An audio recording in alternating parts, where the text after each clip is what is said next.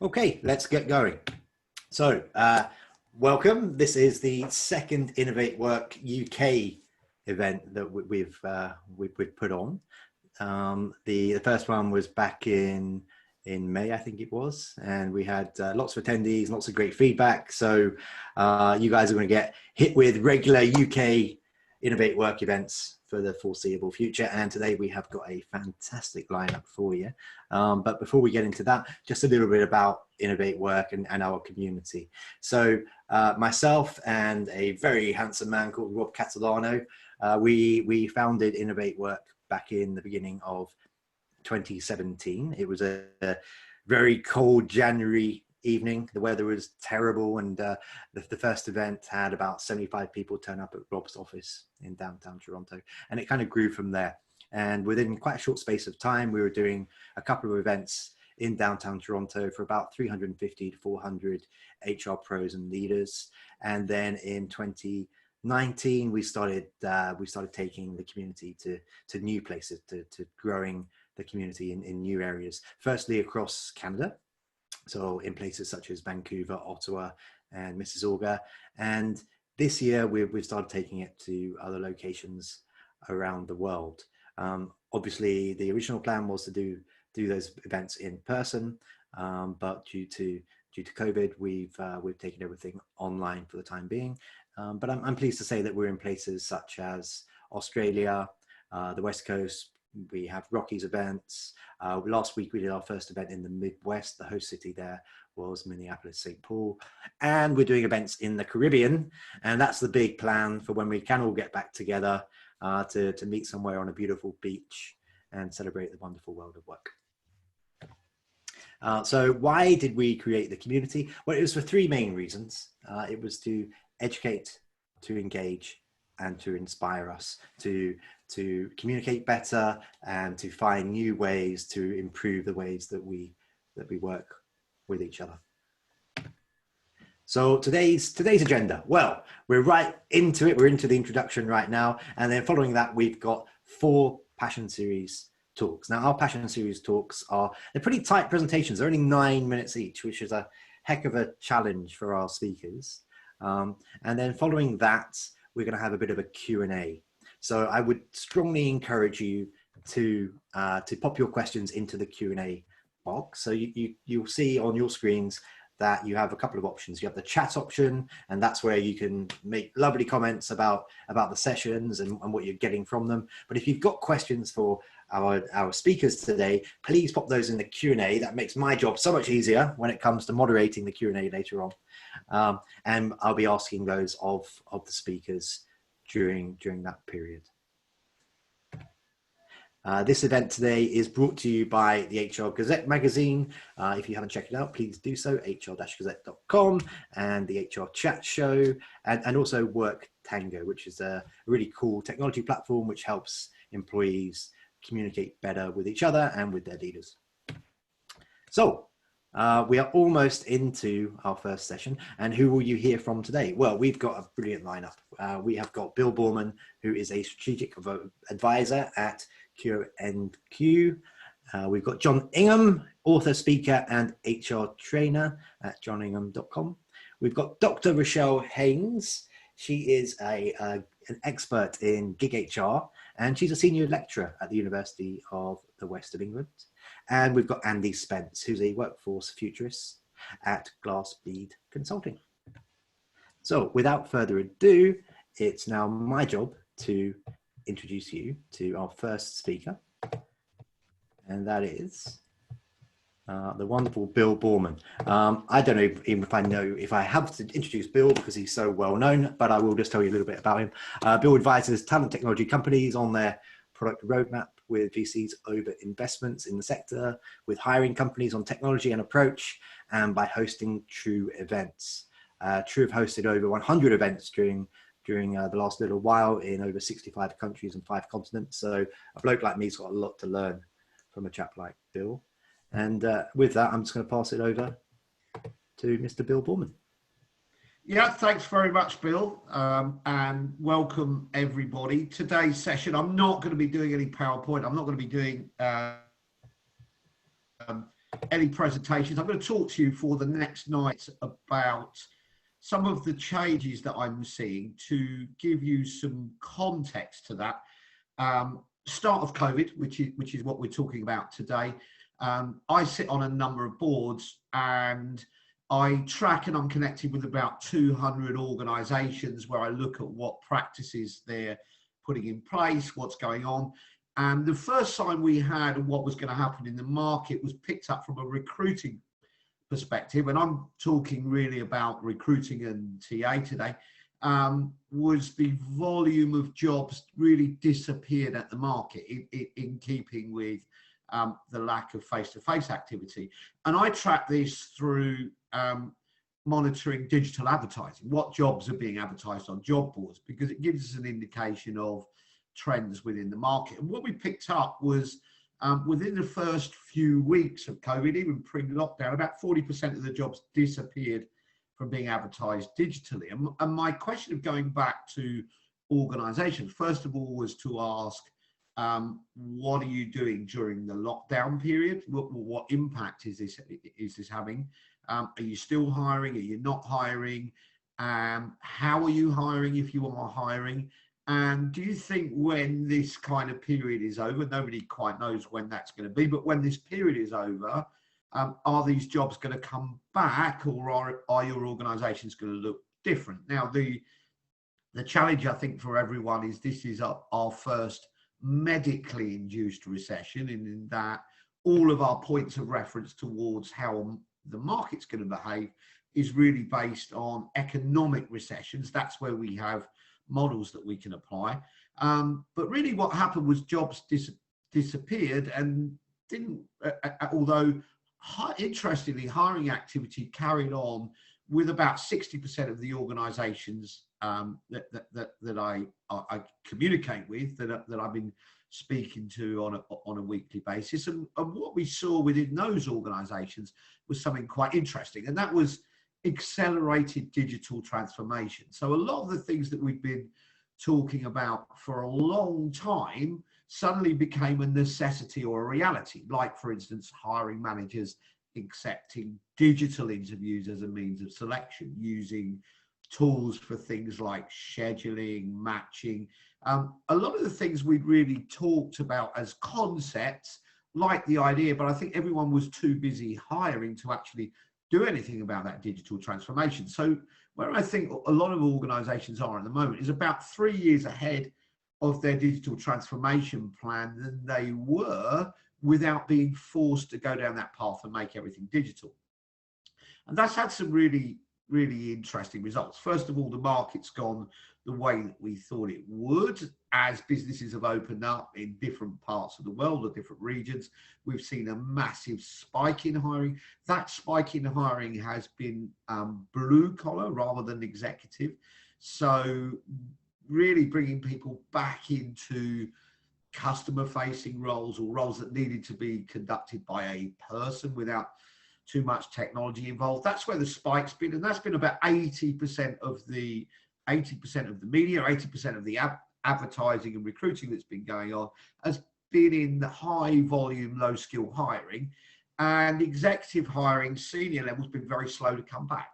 I think that trend's going to continue. I think what we're going to see is the impact of COVID partly is going to be sector specific. So depending which sector you're in, we're seeing more people moving between one sector and another.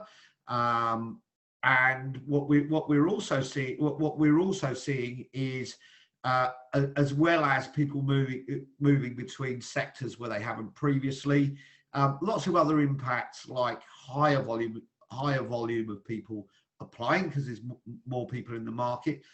So my forecast is that it's going to take us about 18 months to come out of this, dependent on the financial impact.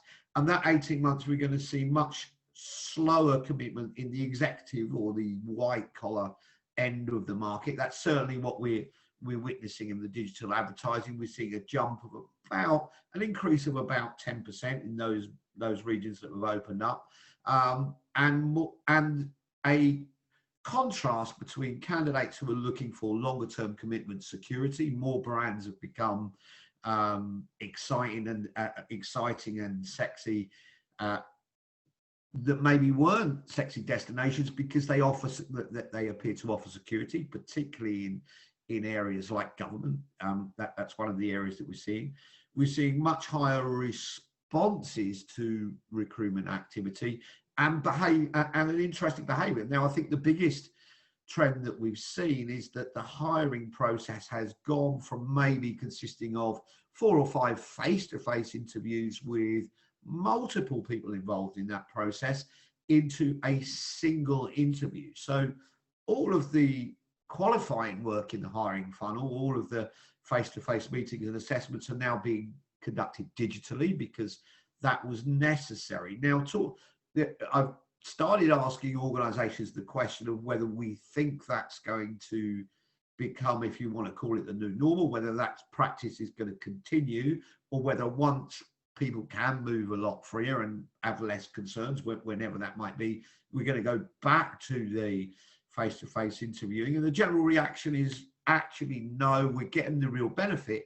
The big benefit we're getting is the time to offer and the time to hire is about 25% of what it was. So something that took 8 weeks to get to an offer is now taking 2 weeks when the process is being done digitally. I don't think we're going to move from that. Now, the other interesting trend I'm picking up increasingly is because of volume, organizations are putting caps on response. So using more tools like programmatic advertising to control volume. So instead of having a selection pipeline, it really is first to apply, and they might put a cap on it by saying, right, we need 50 in the funnel based on our ratios. We need 50 candidates in. Once we've got 50, we're turning it off. We're seeing as a very practical example of that, an online ad which would be kept live for an average of 4 weeks pre-COVID is now kept live for about 4 days. So jobs are posted for about 4 days and then a cap put on it. So we really have gone to a first past the post application process. I'm not sure what impact that's going to have on quality, but that's pretty quick to manage volume. We're seeing numbers run on volume. So the big trends we're looking at and how that impacts is just one interview, one face-to-face interview, everything else done digitally, caps put on the number of applicants, and a drive towards applicants and job brand over employer brand. So people really using jobs as a trigger. Lots of people applying from sectors that they didn't previously. Historically, 85% of candidates stayed in the same sector. If you looked at their CV, staying in sector is where you had the value, where you might move on. Now they're not. So we need to consider, I think we need to consider the impact of that. Are we prepared for cross-sector selection, particularly where we're using things like, we're beginning to introduce more matching technology and intelligent parsing. So I think what you're going to see is a digital process for 90% of hiring activity. That's going to increase. Caps on volume. So we're creating a market where it's fastest to apply rather than best qualified candidate, with caps on the volume for that, higher volume candidates and pipelining coming off the back of that. So that's generally the trends that I'm seeing that I wanted to share with you. Too early to say exactly what the right path is to go in. But we've come to the end of my introduction, and I'm delighted to introduce the next speaker. I think is the perfect foil to me. Our next speaker is someone who I've admired for a long time. I think almost total contrast to me, very strategic, deep thinker, really builds models from a very strong consulting background, someone who I go to or look at his work and his writings when I'm faced with a challenge, because it will present a more structured solution to some craziness that I might be suggesting, and probably somewhere in the middle is about the right place. So it is my privilege to introduce your next speaker. I'm super interested in what he's got to say. The man with the furry microphone, if not the furry head, that is our next speaker, Mr. Jon Ingham of, among other businesses, Jon Ingham Strategic HR Academy. So Jon, hat tip to you, and let's see what you've got to say.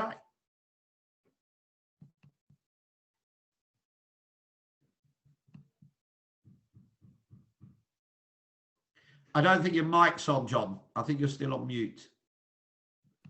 Thank you, Bill. Yeah, no, good to be here.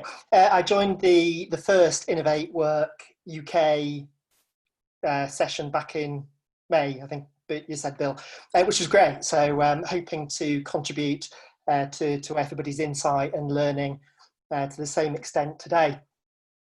So Bill didn't have any slides. I'm going to make up for it. I've got 7 or 8, I think, which is going to be an interesting challenge in 9 minutes.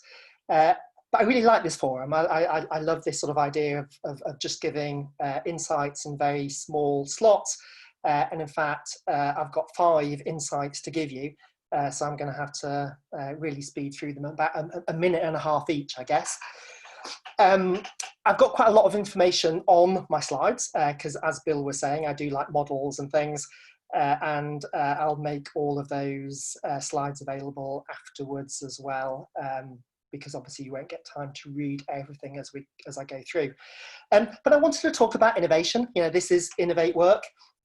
That's sort of what I focus on as well, a strategic approach to HR, an innovative approach to doing HR as well. And, you know, if ever there was a time to innovate, it has to be now, clearly, because everything's changing. And if we don't change, then we're just not keeping up at all. So I just want to take you through the sort of 5 main things which I'm talking to organisations about currently. And the first isn't new. You know, this was a model from my first book sort of 15 years ago on strategic human capital management.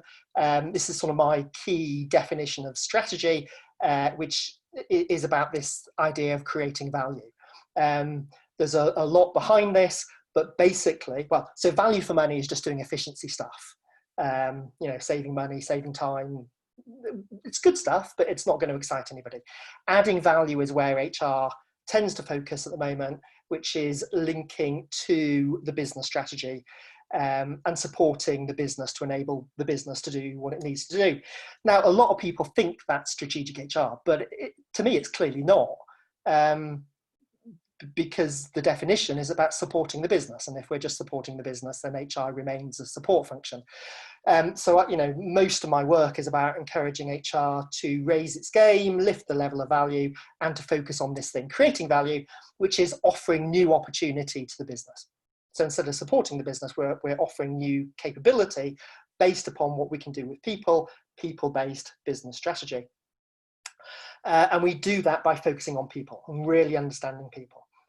So, you know, all of this stuff about business savvy, great, but, you know, psychology, sociology, anthropology, you know, that's what I think HR needs to focus on. And we don't hear so much about that. And I think this is key at the moment because, well, we're in a crisis. We need to dig our way out of it. I think our immediate response to COVID and lockdown was very effective, but for me, it was value for money. It was a reactive response to what we needed to do. Going forward and making the best of the new opportunities requires a much more strategic approach focused on creating value. And this is, this was sort of one of the major models for my second book, The Social Organisation. Actually, this was about the formation of the internet, but it applies pretty well to human networks as well. Humans can come together, we can network in a number of different ways. These are the main opportunities.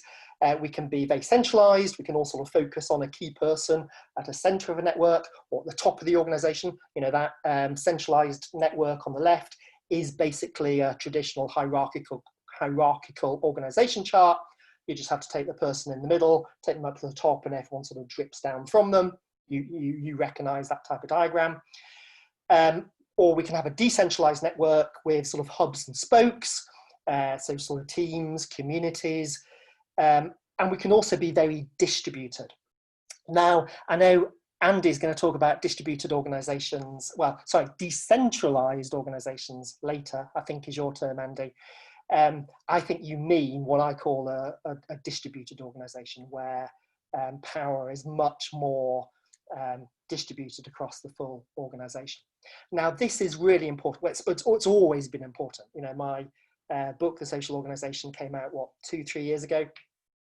It was important then, but it's absolutely vital now, because what has happened during the pandemic is that we've tended to focus on the people that we've worked with, you know, because we're not spending time with them in the office. We've had to be more proactive in developing those strong tie relationships, but the weak ties, the people that we used to bump into in the corridor or see in the restaurant, those have deteriorated very radically. So centralized networks, that's fine. Decentralized network, that's even stronger than it was. Distributed network pretty much disappeared. And it's going to be a problem because it's the distributed networks, it's connecting with people with very different perspectives and skills and insights that is the heart of innovation. So if we need to innovate our way out of the pandemic, actually we're losing the capacity to do that at the moment. And therefore, the two key things that I think HR needs to be focusing on are, firstly, being more strategic, but secondly, as a part of that, creating these distributed networks within inside our organisation, because they are going to be absolutely vital. The most relevant, useful opportunity to be strategic going forward, I think. Okay, so I'm running out of time already. So very quickly on this, and I was never going to sort of explain all of this. You can find it if you do a Google search. As I said, I'll share my slides, but you'll also find this if you do a search for the connected workspace. So one of the things I'm focused on is, how do we not consider the physical workplace and the digital workspace separately, but see them as a connected opportunity, a connected part of the organisation to enable people to work effectively. And obviously one of the key opportunities to be strategic and create more distributed working, and by the way, when I say distributed working, I don't mean remote. You know, in organisational terms, simply working remotely doesn't make us distributed, as I've just said. So I think we need to think much more proactively and strategically about the return to the office and see these two opportunities and think about how do we use the physical workplace and the digital workspace together. And the thing that everyone's missing, you know, there's lots of conversation going about what organisations need from their people in returning to work, returning to the office. And there's lots of conversation going on about what individuals want and need. Yeah, but actually what we need to start thinking about is these different groups again. So, you know, the roles of communities, teams, distributed networks, how do we use the digital and the physical workspaces to enable that? And we should be talking to our digital, IT, property, facilities management colleagues to enable that. I've not got time to talk about this, and I don't need to anyway, because Rochelle's going to talk about this much more effectively than me, but this is my fourth key thing, what Rochelle calls GigHR. This is actually Charles Handy's Shamrock organisation, if anybody remembers that from, I don't know, 20, 30 years ago, showing my age. But he talked about 3 leaves. Clearly these days there are 4, because the contingent leave has to be part of this.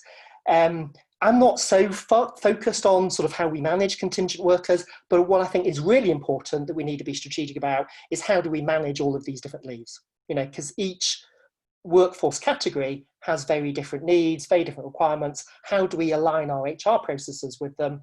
Reward, as an example. I think reward needs completely re-engineering anyway. I've been talking about that for 5 to 10 years. It's the last part of HR that we've not really touched yet. And I think because of the need to respond to all the different types of groups that I've been talking about and the different workforce categories, now is the time. You know, we have to change reward. The way we're doing reward when all of this other stuff is going on no longer works. This is me. I've got lots of places you can find me, far too many. I do need to do some tidying up, but strategichcm.blogspot.com, that's my old blog, and I'm going to put my slides on there. So that's where you'll find a little bit more information, or at least links to more information if you want it. Far too much for me. Sorry, Bill.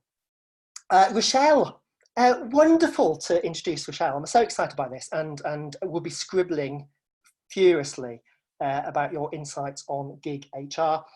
I actually connect, so Rochelle, as Bill, the first Bill was saying, is a senior lecturer at the University of West England, one of my favourite parts of the country. Wonderful. And also consults. I think a lot of academics actually do more consulting than I do, actually.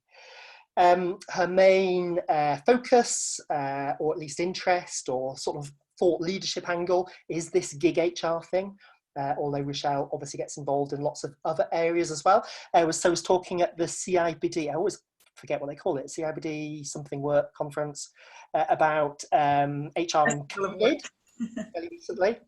And I actually connected with Rochelle on LinkedIn about 6 months ago, I think, and have really, I've been interested in following all the stuff that you're posting on, particularly all these conferences going on in the Caribbean, which obviously aren't happening now. But when they do, I'd love to. You'll be the first to know. I'll send you the first invite. A bit like Andy, I'm missing physical conferences at the moment, although I'm flying off to Vilnius this afternoon for a real face-to-face conference, which is brilliant. Wow. Really. Anyway, that was about me. Sorry. Rochelle, brilliant. Looking forward to hearing from you. Thank you, John. Thank you for that very kind introduction. I'm just going to share my screen. If you, your screen is still being shared. Okay, so here we go. I'm going to share screen. Right, let's get to the very top.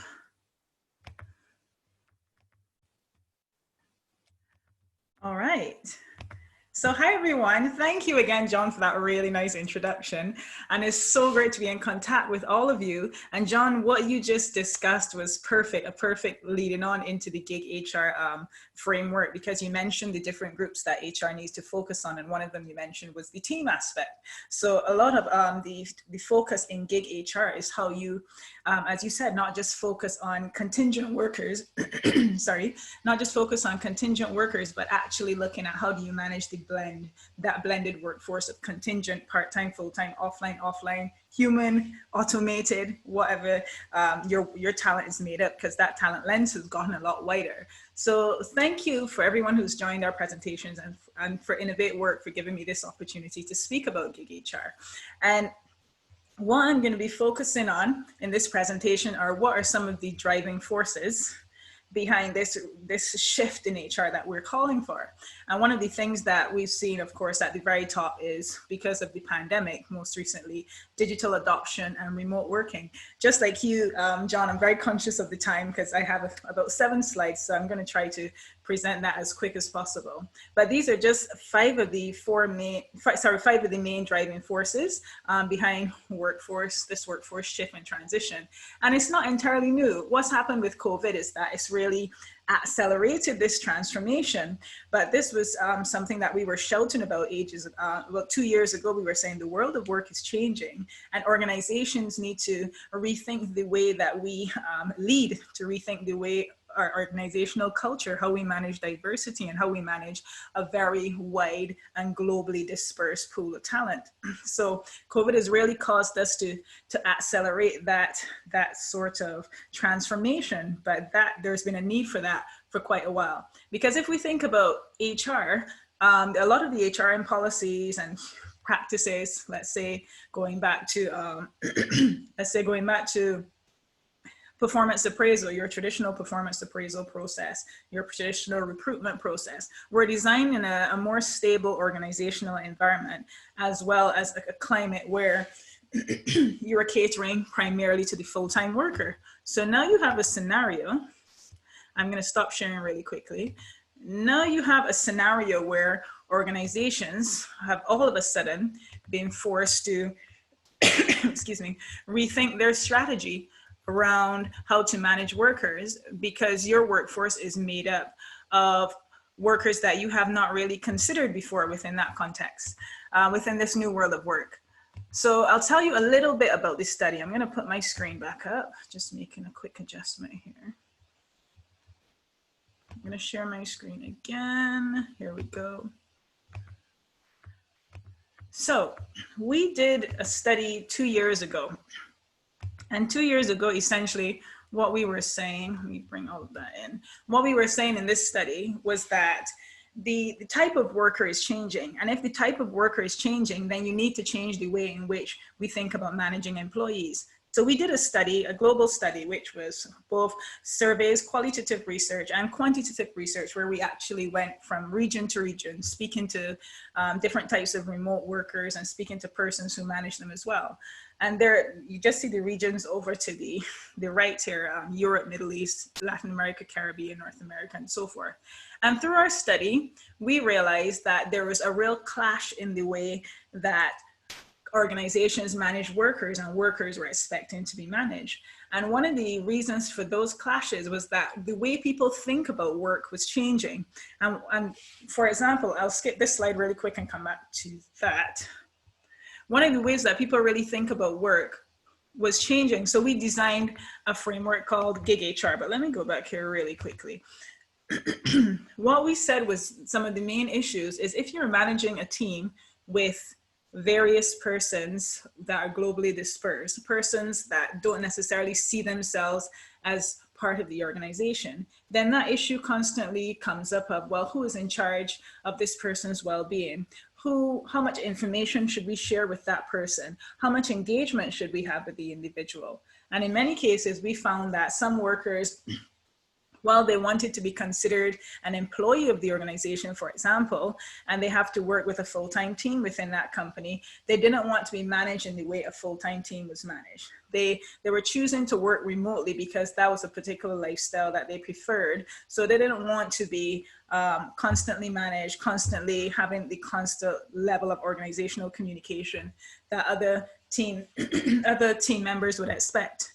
And we also found there were digital nomads who wanted that. So where you have these very varying expectations, it was causing a lot of trouble in the way in which we think about managing work. Trouble in the way that you think about how you hire these employees, actually maintaining their visibility and giving them the credit that is due to them when they do good work for your organization. And one of the things as well that kept coming up that we didn't intend to research at all was this point of discrimination. And basically, a lot of workers behind the screens in the digital sphere were saying that they were being discriminated against. So now organizations were encouraging companies to think about, well, if you're now managing persons working in the remote space and that you don't see as a part of the company, how do you manage them in a way where everyone feels a sense of belonging and inclusion? So we came up with the GigHR framework. And I'll just go over this very quickly because this usually takes me probably 10 minutes in itself to explain, but I know we don't have that much time. So it's 1:34, okay, good. So in terms of the GigHR framework, our idea in designing this was to come up with a model that guided organizations or provided a roadmap on how to manage a workforce where you have so many different entities of workers or so many different categories of workers included. How do you actually meet the need for them? So we have 4 rooms, and we describe these rooms as gig rules, gig tools, gig skills, and gig thrills. Gig rules, John, you touched on this in your presentation, where you spoke about the need to consider not just the workers and what the organizations want, but also the space within which they work. Gig rules talks about, and this is all built on the foundation of the organizational culture and the values that you create around this. But gig rules speak about what are the protocols that you put in place for the execution of work. How can you create a work habitat that suits the needs of various workers? And how do you make sure that every worker feels you have a workforce strategy that includes the development and future inclusion of all different types of your talent and knowing where that talent comes from. Particularly important in that is the onboarding process, especially where you're thinking about if you're bringing a contingent worker on board, what are the complications there? Then you have, I'll go really quickly now, you also have gig tools, and this is talking about developing the infrastructure and ecosystem within your organization to be able to manage all of these workers effectively, especially a lot of companies that are worried about data protection and infrastructure. the skills is how do you actually develop your existing workforce as well as your future and more dispersed workforce in a way that would allow them to effectively use the space that you've created for them and also be able to innovate within this new organization and new very blended context. And frills, you mentioned, John, with regards to rewards not changing for years. So when we created, thrills here, we were talking about how do you redesign your reward packages in a way that doesn't just suit your full-time workers, but also suits everyone within that team. So this was the idea behind our gig house. And we said, if you were able to achieve these things depending on implementation, and that's where we help, that's our role as consultants, that's what we do, then you would avoid these gig shade results here on your left, consequences in terms of blame culture, micromanagement, and so forth, and end up with more of a growth mindset. So one of the very important things about the GigHR framework is to stress that it's not just about the digital tools, that the future of work is still very human. So as a result, in developing and using your digital tools, there's also a need to think about the human transformation. And that's why we try to avoid just using digital transformation as a term, but to encourage companies to think of whole business transformation. So this is what we really stress in the gig framework. How do you, yes, create the digital ecosystem that your company needs, but how do you fit that and develop the right organizational context that actually allows you to use these systems in a way that would benefit all types of workers. So thank you very much. I think I might be over time, so I'll stop there right now. And I am very proud to introduce our next speaker, Mr. Andrew Spence. I'll stop sharing my screen here really quickly to make room for Andy. And Andrew has a lot of experience in the area of the future of work, and he's probably the perfect person to really bring this all together. He has loads of consulting experience in helping companies to transform their internal design and the way they implement new HR operational models. And Andrew's experience ranges from John Lewis to Novartis, and working very closely as well within the human resources and UK public sector. So Andy is also a very tech savvy guy with a lot of skills in the area of blockchain development and management. So I hope my introduction has done you justice, Andrew, and I'll leave it over to you now. So thank you for listening, and Andrew, take it away. Thank you so much, Rochelle, for a really interesting presentation and also a lovely warm introduction. I really appreciate that. Let me just find the slides to share with you. So hopefully you can see those now. And I think today what I'm going to do is link to some of the talks already that Bill mentioned, some of the challenges that we've got in managing the gig economy and in recruitment. John picked up, if you like, some of the more strategic elements in HR, organization, and creating value. And Rochelle gave us a great framework, the gig house, for managing our blended workforce. So I think that lends itself well to what I'm going to talk about, which is the decentralized workforce. But just let me get my slides up here. Bear with me.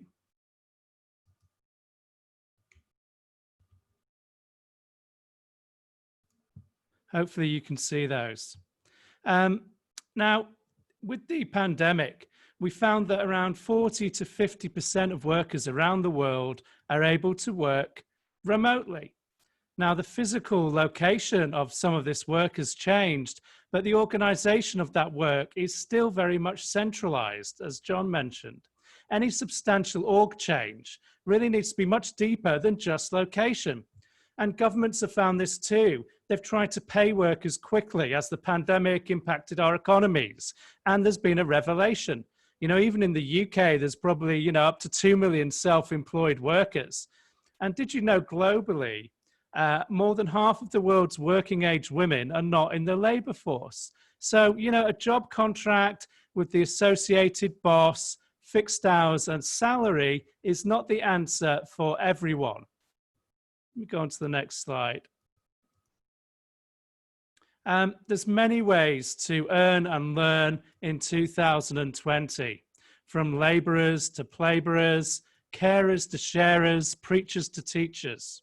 In the USA, up to 1 in 7 working age adults have worked via a platform at some point. Then we've got, you know, the unpaid workers. If you actually, if American women earn the minimum wage for the unpaid work they do in the house and caring for relatives, they would have made $1.5 trillion last year. And then maybe for some of us or kids, playborers, as you might have guessed, this is a term of a hybrid term for play and labor. So we've got YouTube influencers and modders getting paid to play games. And we've got tons of different ways of earning money, from live streamers to the slashies to the gig workers that Rochelle mentioned. I think this is an untapped resource, and it's a big opportunity to boost the global economy and improve social justice. And this is all enabled pretty much by freely available tools and technology. And what we're finding is jobs are getting unbundled into tasks. I think work's going to be reconstituted into new forms. We're going to see new types of organizations, platforms, markets, and work ecosystems that are going to be better suited for our needs in this digital COVID age. Now, we've focused on our recent times. It's very hard to predict the kind of work there's going to be in 10 years' time. You know, technology is changing the way we work, but many of the economic models that analyze the impact of automation, I think they overlook a couple of things. One is that the technology has already changed the workforce. You know, the overlap between entertainment, learning, and work will play out in interesting ways in the next decade. And also, the way we go about finding work and workers, what I call the infrastructure of work, is going to change as well. It's changing now. So before we predict what work will look like in the future, we need to redefine work. And for those who are interested, I wrote a long essay about this that you can read by subscribing to my Workforce Futurist newsletter on Substack. Now, I know talking to an audience like this, we're going to have some Monty Python fans in the room, I'm pretty sure. Hopefully you can see this. You know, in looking forward at technology impact, it's worth for a minute just to look back at the impact of the internet. Now, the internet's brought us loads of benefits, from email, job boards, PDFs, but where Google has made all our knowledge searchable, in work, I think we're in the digital dark age, really. Our humble CV has been used to apply for jobs since its invention by Leonardo da Vinci in the 15th century. And we know that employers and workers know that the details on our CV will never be checked, where studied at Harvard can mean studied Harvard Business Review. I know the CV isn't the only data used to screen and select applicants, but it's one aspect of it. But from an economist's perspective, there's poor visibility of information on available workers and vacancies, and that leads to inefficient matching. And that's why we have a recruitment and staffing industry. There's 40,000 recruitment agencies in the UK worth about £40 billion. That's a lot of searching, checking, and coordinating. And then with internet business models, we have provided our career data for free on tools like LinkedIn. And then that data is then sold on to recruiters. So we've got these walled gardens of data, which is our data actually, and that's being monetized by others. And I think there's a broader backlash on how our personal data is being used. And this includes the world of work. So I think we're going to see some changes around this. So let me take you through the future, maybe, of our digital CV. Well, you might recognize this fellow, who I believe is now active in the job market. The CV of 007, Key Projects, Casino Royale, Skyfall, Advanced Skills, Driving Aston Martins Fast. These will be the decentralized profiles that we will own ourselves. Our qualifications, skills, and experiences can be verified by issuing entities like employers or universities using decentralized ledgers like blockchain. And they can be verified once So you get a tick. No need for future employers to keep on checking. So to Jon's point, it certainly picks up on the efficiency of recruiting. The insights about what makes a brilliant team needs other technologies, including AI and the rest of it. So how might this play out? I did a paper with Don Tapscott that you can read on my website, Bead Consulting, a PDF, around the impact of blockchain on HR. And I see three waves, really. The first wave, we're going to get better candidate verification, better payments to workers, worker-owned career profiles. The second wave, I think we're going to see more seamless work matching in peer-to-peer platforms, more gig workers, and that will create questions for the people managing these workers that Rochelle mentioned, frameworks for doing that. And also society will need to adapt. As we found out in this pandemic, not everyone has a 9-to-5 job. We need to rethink welfare and education in this context too. Of course, we know that lifelong learning is going to be a big theme, and I think the onus will be on individuals to manage their own careers, capture their credentials going forward, and choose which platforms they wish to engage in and who they want to work for. So I think this raises some big questions, not just for the world of work in HR, but actually for society as well. What's left of the firm?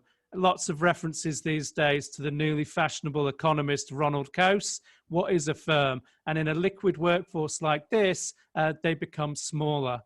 What types of organizations will emerge from decentralized, autonomous organizations to rethinking of digital unions and guilds? How do we design work? Well, sourcing work becomes much broader than just filling vacancies. What type of leadership do we need? Well, we're going to move away from these command and control mindsets and processes to a more of a flatter, decentralized architectures. This requires different leadership. I mentioned before, how do we make the gig economy more equitable? Who owns our career data? Do I own it? Does LinkedIn own it or Microsoft? What about data trusts or our employer? We need to fathom this out over the next decade as we build the new infrastructure of work. Of course, this will impact careers. And then, what does a new social contract look like? And I know people listening will have a background in politics. You can't talk about the future of work without talking about the future of society. So that brings me to the end of my short talk, which I realize hopefully links well to the other speakers today. But if there's two takeaways from my short session, one, the workforce has already changed. And two, the infrastructure of how we find work is changing. And, you know, on a positive note, I think we've now got all the technology, capability, the talent, and burning platform to build amazing new organizations. So I'd love to hear your views about this. Looking forward to the discussion. If you want to contact me, best way is @AndySpence on Twitter. And thank you all for listening to this. Now, I'd like to hand you over to our wonderful host, Bill Banham. And let me tell you a little bit about Bill that you might not know. He's a Norwich City fan. He loves turnips and mustard. So I think it's appropriate to say, let's be having you, Bill Banham.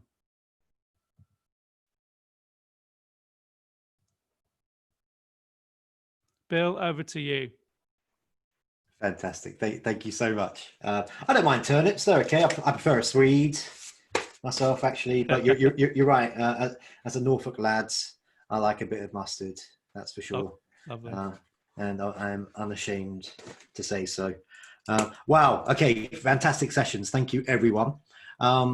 Firstly, because we've got Jon Ingham as part of our panel today, and Jon was so active as an attendee last time, I want to switch things up a little bit and invite each of our speakers today to maybe think about a question for one of the other speakers that they'd like to ask as part of this Q&A that we're now going to do over the next sort of 30 minutes or so. So if you've got questions for your peers John or Rochelle or Bill or Andy, please have a think about those, and then pop your hand up, and we'll include those as part of the Q&A today. So I was going to go in order, but I've already got a bee in my bonnet based on something that Andy was saying there in his last in the last talk. So I'm going to jump straight into that one, and that's around ownership of employee data. So the way that I'd like to do this Q&A today is I'll throw it at a particular speaker, but if anybody else would then like to add their thoughts and their answers as well, please do so. But for Andy, you talked about how our personal data is being used, and I'd love to understand from you, what about ownership of our employee data? Can or should employees be able to opt out when they leave a company? Really good question. The way I see this evolving is we need to evolve some kind of technology standard for us to be able to share our career data around. So if we get to the point like 007, we've got our digital CV with our credentials, the courses we've done, our employer history, this kind of thing. Then we almost have something that can be verified with a bit more trust through these distributed, decentralized networks. So then we go to HR. So we here I am, Andy, and I say I can drive Aston Martins round bends really quickly, for example. I've done the course, which you can check. So HR then need to actually make sure that they can manage their workforce. So I think as this technology evolves on the front end with CVs, it hits recruitment first. And I think that has to be developed. And I think we're going to get employers on the enterprise side having to adjust and change the way they manage their workforce management systems. So big changes are involved. I mean, I might just mention that there's a not-for-profit foundation that's building this middleware, if you like, around standards called the Velocity Foundation. And that includes some rather big players in our industry in staffing and HR tech. So they're shaping it up at the moment. My question to the panel and other people listening is, well, who should be in charge of all this? Is it for the HR tech industry? Is it for society more generally? Is it for educational establishments? I don't know, but it's being built now. And I think we all need to be aware of that and think about how we want it to play out for the next decade or two. Awesome, thank you. Would any of our speakers like to respond? Yeah, Bill's got his hand up. Bill, please. Yeah, so this is one of the challenges we've looked at from a TA recruiting point of view, particularly when people got into the concept of blockchain. The challenge is what organisations will accept as portable data.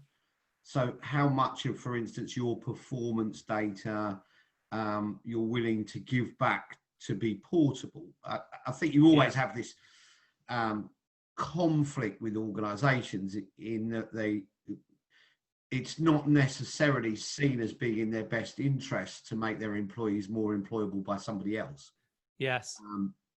And we've had a history of examples of that. So I see that challenging debate that I've been having for quite a few years around portability of what you'd consider proprietary data. So how much should the organisation own, like for instance, your performance reviews, appraisals, and how much of that information are they willing to give employees access to move on and share, and how much are they trying to keep tied to for the benefit of the organisation and not for the benefit of the candidate? And I think that's, or the benefit of the employee. And I think that's where the battle lines are. The issues we've had with blockchain is we've all kind of agreed with the principle of blockchain, but you've never been able to get the independent verification sources whenever you try to build a CV or anything like that. So to be able to run true blockchain. So I think that's always going to be the issue, is what should be who owns that employee data collected, developed at work, and how portable do you make that so that you can move it between one organisation and another, and how much is that recognised in the market? I think that's a great question. I mean, even, a simple example of that might be in the gig economy. You're an Uber driver with a score of 4.9 out of 5, and then you go and work for Lyft or another company, and you want to be able to bring your reputation, which has taken years to build up, from one company to the next. I think, as an individual, you own that. It's your work history. But the employer has a commercial interest in maybe not sharing that. Along every transaction here, we need to have trust, don't we? The employee, the worker, needs to trust that the employer is going to use that data in the right way. There probably needs to be legislation and regulations around this going forward too. But I think it's a great question, Bill, because where it becomes a competitive advantage, people are going to cling on to that, aren't they? Agree? Yeah, I think it's clinging on to it. It's also understanding what is proprietary. So what do you think is secret and confidential to the organization, and what do you think is shareable with other people? So we, particularly around data which is in, for example, the HRIS, like it might be performance data, review appraisals, feedback from managers and organizations that people want to keep locked down rather than make that portable. So how much of the employee's record should be portable to another employer? So for example, they could continue their development and come in at the same level if development records were transferable. Yeah, absolutely. And you can throw the upside on this, what John called increasing value. And I think the value here is probably using pattern recognition software to work out the question of what makes a great employee in a particular context and team. There's probably hundreds and thousands of data points that could influence that. Why would an employee share that data with an employer? Well, because they trust them and they're going to get paid. So I think that there's going to be this big trust discussion going on about how much do I share with a potential employer? Do I share my personality test with them? Or is that going too far? What about my DNA? All of these issues are really ethical, aren't they? And they're going to come up. It's also a bigger issue than just the technology. So again, if you support my hypothesis that the key way to be more strategic in today's economy is focusing on our employees and sort of growing their capability to provide value to an organization, then data and technology sort of fits within that as well. The way that we create value is liberating our employees to be more productive, and therefore sort of grabbing hold of their data and using it to manipulate them even more tightly than we've done in the past just doesn't resonate. The whole focus needs to be giving them their data, firstly because that enables them to manage themselves, to have more contribution to their organization. And also, we know the motivation is largely about autonomy and empowerment. So simply by giving people the data, or perhaps even better than that, giving them the insight from analytics based upon the data so that they can make their own decisions about what will make sense for them is just, today's knowledge-based, relationship-based economy has to be the way to go. Yeah, I agree with that. And I think companies are actually wasting a lot of precious time and effort in trying to restrict that sort of data from employees because of, regardless of their fear of that employee wanting to transfer elsewhere, employees are now, and the way that work is changing, individuals are now finding ways of building their professional profile without the input of the employee. So even if it is that they're performing well and they necessarily can't get that information from the company, they're finding a way to frame the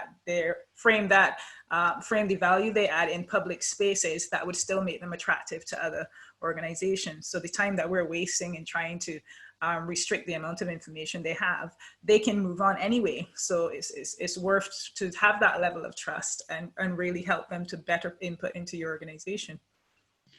I want to quote somebody else on this actually, and I'm blatantly stealing from Neil Morrison. I had one of these light bulb moments at a presentation probably 7 or 8 years ago when Neil was talking about the role of HR and said that the role of HR was in the current organisation to empower temporary workers to give their best performance whilst they're with you. But it was this focus of actually saying, forget what contracts people are employed on, whether it's contingency, full-time, whatever it is, that every employee is temporary. and everybody moves. Average length of service shrinking down to about 2.4 years and so on. That if you view everyone as temporary and your role is to empower them to be the best they can be during that period of time they're with you, but not feel this ownership or restricting this over people. And I think this has been the change, something Andy said, and it ties over with some of the one of the talks that I've done in the past talks about super tankers and agile behavior. And that's organizations are super tankers. They're very slow to move, but people move much quicker. People make, because there's less decision making, there's less process. And I think that's the situation we're at with data. Is data is still controlled by super tankers who move very slowly. People are much more agile in the how they want to use their data and how much they feel belongs to them and how much belongs to the organization, particularly when it's collated and collected on work time. One organization views that if they're paying you, any output that you have or any inputs that you have is owned by them rather than owned by the individual. So I think you get that. And historically in organizations, particularly if you look at sales organizations, the value of businesses has been in how much data they can keep private rather than how much data they can share. And people do have longer term time horizons though.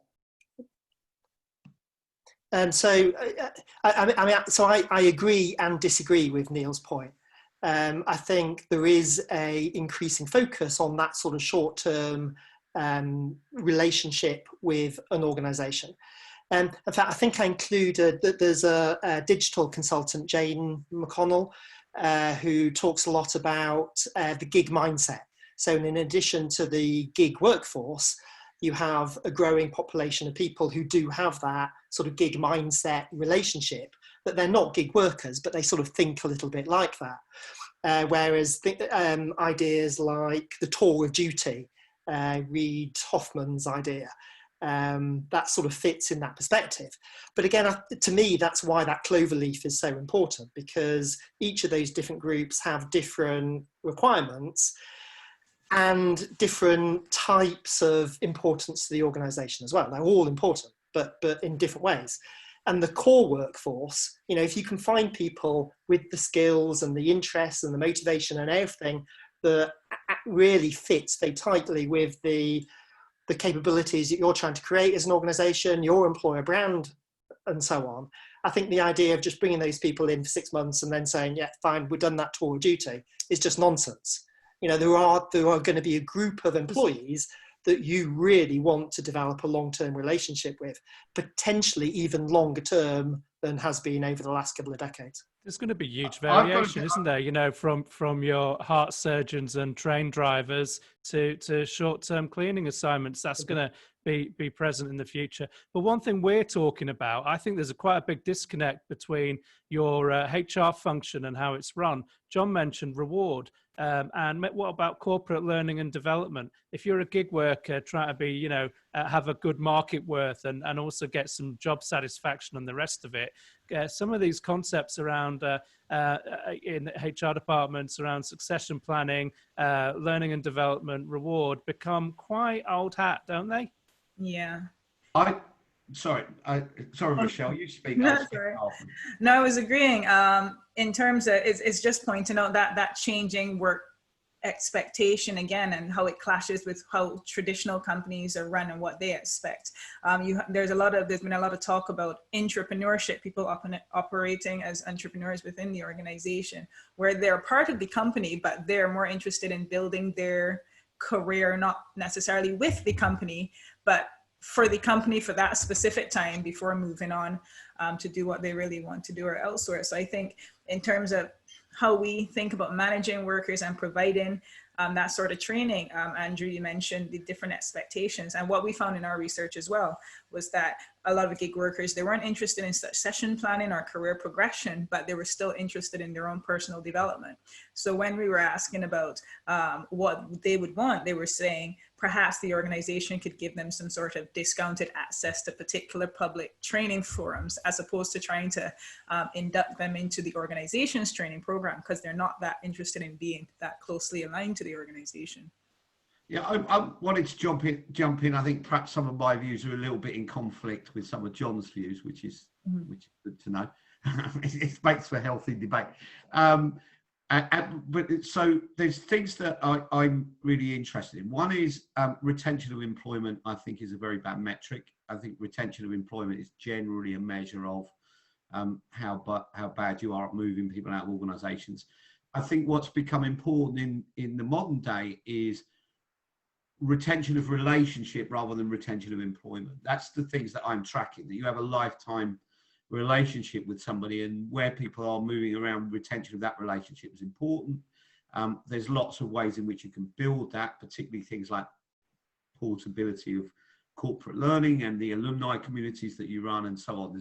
There's lots of practical things we put into there, but retention of the relationship. And my view is that people are more focused on careers than they ever have been. Any time I've worked in recruiting 35 something years, people are more focused on career. They're just not focused on career with a company. They're not waiting for the clock at the end of it. I also think employer brand is quite a dead concept in lots of ways. I think people are less interested in employer brand and more interested in job brand in the current market. Certainly their tracked behaviours before applying for jobs or looking at opportunity would suggest that it's less about employer brand and more about job brand, which is what am I going to get out of this opportunity or this gig. And that includes areas like internal mobility, where even if you're staying in the same organisation, your paycheck's coming from the same people, you're still taking it as a gig, as in what's the other gig. I think the big challenge we've got in organisations is that people's career paths have been dictated by the benefit of the company. So what learning opportunity is open to you, or what your next move has been dictated through learning and development, career development, HR functions saying, this is the next place we need you to go to, therefore we're going to develop you in this way. Whereas other people whereas people are saying, no, actually, it's not about going that way. I want to go that way. I want to go and look at something else. So I think more thinking around being able to dictate back to the ownership of personal learning being the employees rather than organisationally dictated. And I do agree with nearly all of that. Although, you know, I don't know, I always find it more interesting when there is disagreement, I guess, like you. But look, so I still think there are opportunities for, and I agree with the relationship piece. So that was the contract leaf of the clover as well. So, you know, we don't have to own relationships with people all the time. There can be that more distant relationship too. But there was some interesting research by Linda Grattan, probably about a decade ago, looking at younger generations and this idea of people being job hoppers and so on, and really suggesting that wasn't the case. The issue, so a lot of younger people were interested in having a long-term career in a particular organisation.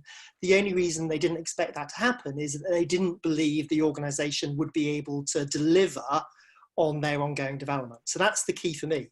If the organisation, yes, absolutely focuses on the employee's agenda and understands that and has opportunities which are at least as good as the employee could find elsewhere, then there's absolutely no reason that certainly for that sort of small percentage, that core workforce, that there can't be a long-term career with inside an organisation.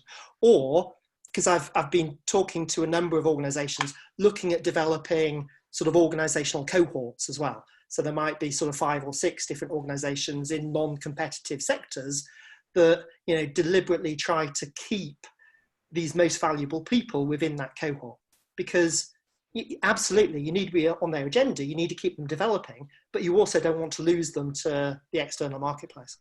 I think there is the employer brand, I think, is going to be even more important in the future, Bill. But I don't think we call it the employer brand. I like how Rochelle called it gig thrills, you know, to give benefits to the gig workers and opportunities there.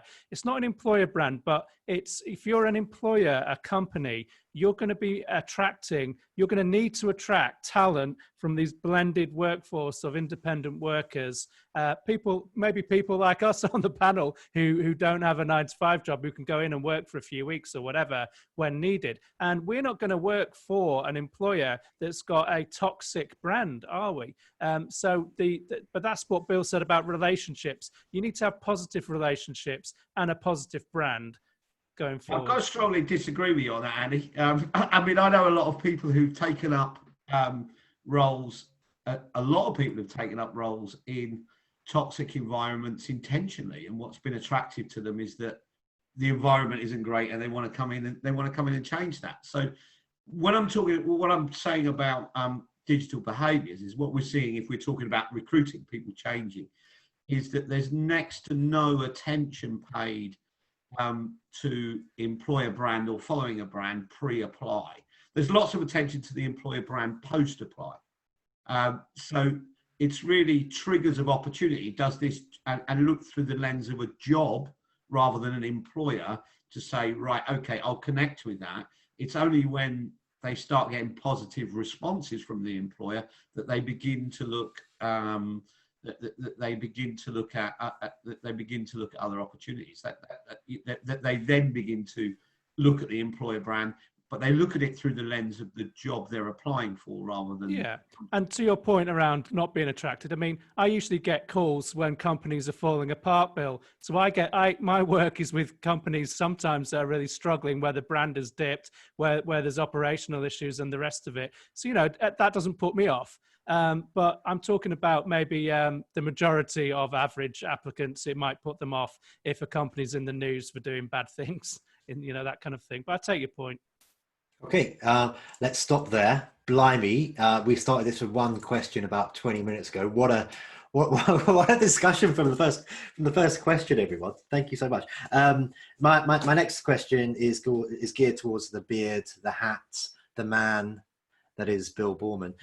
Bill, in your talk, you talk about time to hire and how that's shortened a lot. But I'd love to understand from you what's potentially being lost in the digital vetting process, you know, in terms of quality controls. You also spoke about job ads and how they're being capped in terms of applications up to maybe 50. So maybe we're losing the best candidates. You might say to me, well, actually, there's so many more candidates out there right now that, you know, the top candidates are jumping straight on these opportunities. But is there something being lost right now, potentially, in your opinion, because you can't have that face-to-face? You can't suss someone out like you could perhaps previously have done in an office?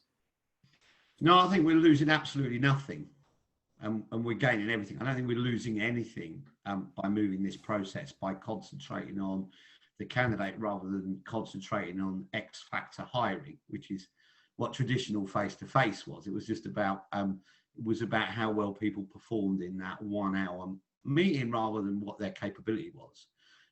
Particularly when you start looking at things like neurodiversity and so on, it created a lot of issues in terms of being hired becoming a performance art rather than a matching of capability. I think the more face-to-face interviews that you have in a process, and the less that you do based on assessment skill, the worse your hiring process is. Certainly what the data shows. So I don't think we've lost anything. I don't think we've lost anything in that.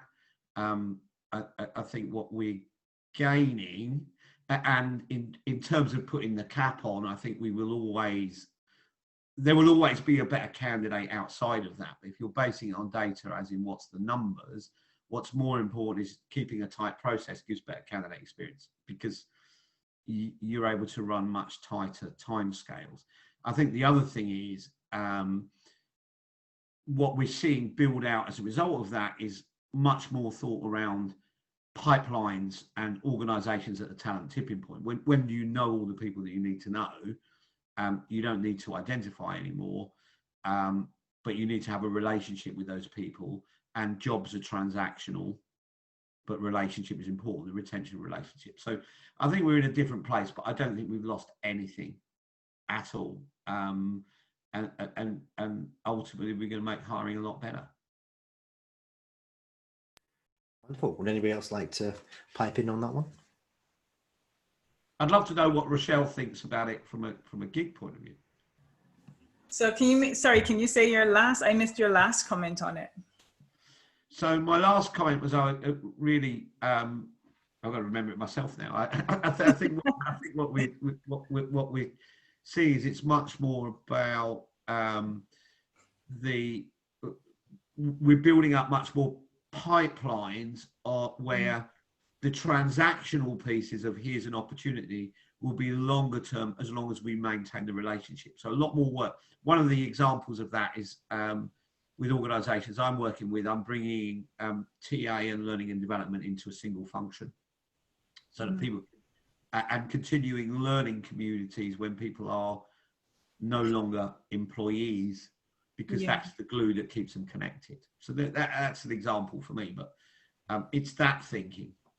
Yeah, it's definitely a difficult one and a complete mindset shift that's really needed. I was slightly distracted because I was looking at one of the questions in the chat asked by Gil, which was along the same lines in terms of when you have a time where the L&D strategy matters so much, especially thinking about how you apply that to more contingent workers and wider workers. How do you get organizations to recognize the value in that during this time where people are, where the L&D strategy is the first to go? So I think there's definitely a mindset shift that's needed around what we consider L&D and what we consider and where our future pipeline, where we see our future pipeline is coming from, where we're still focusing on a specific set of workers. And I think we're missing a lot of opportunities there, and where we're having this fear of workers leaving as well and are not investing in those who are temporary because they're not, that's for lack of better words, worth the effort. Then I think then we're still operated very short-sightedly. Going back to the comment in the chat as well, it's that if organizations concentrate on slashing this money now or not investing the money along specific wider pipelines, then they're gonna slash to save money now and end up losing a lot more money in the long run. So I think it's a bit of a challenge, to be honest.